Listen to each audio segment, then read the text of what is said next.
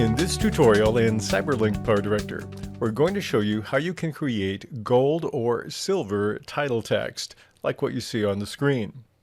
This comes as a request from one of my subscribers. So I have a background that we're going to use for my example here.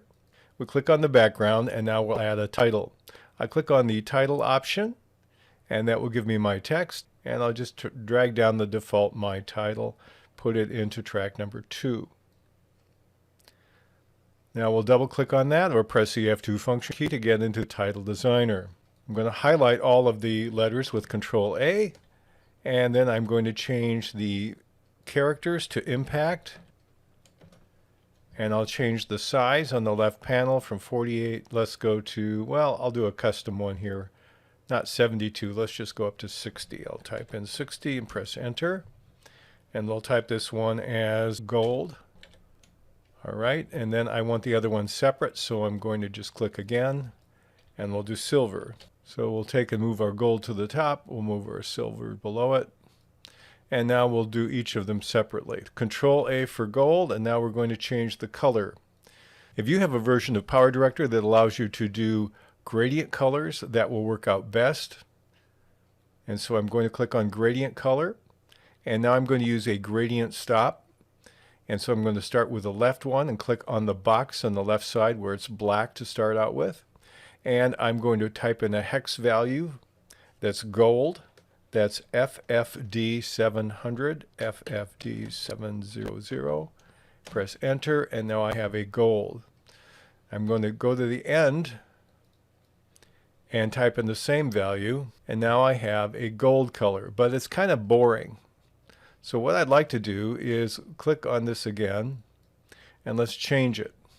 We're going to click on our title, and then we'll click below, that'll add a stop. And let's take a different value here.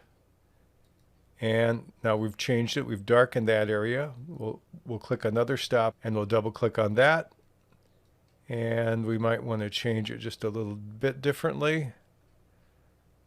And let's add a little bit of brightness over here. Click another stop, and I'll brighten that up. Click on OK. And you can vary, you can move these once they're here, change where the accent is on it. And that looks a little better with the gradient stops in there. You can add as many as you want, move them around. You can actually move one on the other side of another one.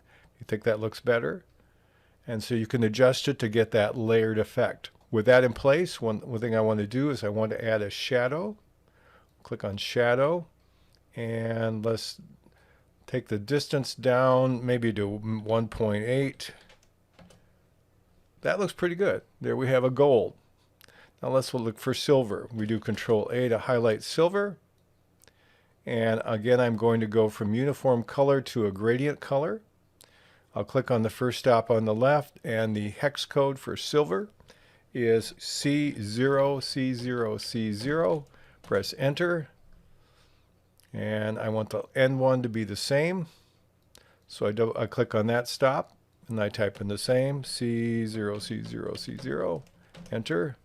Okay, now I have a silver, but it's kind of boring. So what I want to do is vary it. So with it highlighted, we're going to add another stop, and let's make a darker one here. Click on OK. Add another couple. We can use the plus key if we want, and click on the stop, and let's go to an even darker one here.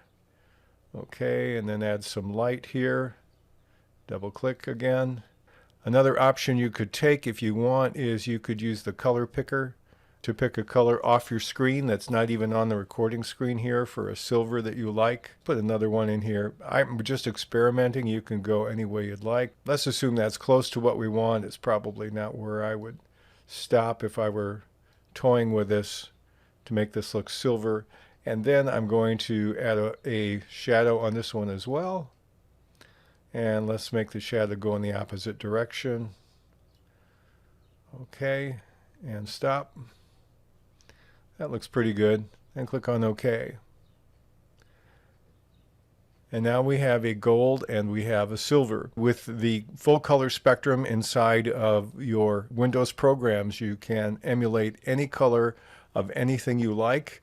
Getting the shadows and the texture the way you want may take a bit of time, but once you have it, you're good to go. You can also save this as a title. I'll go back into the title designer. I can click on Save As. I can call it Silver and Gold and click on OK.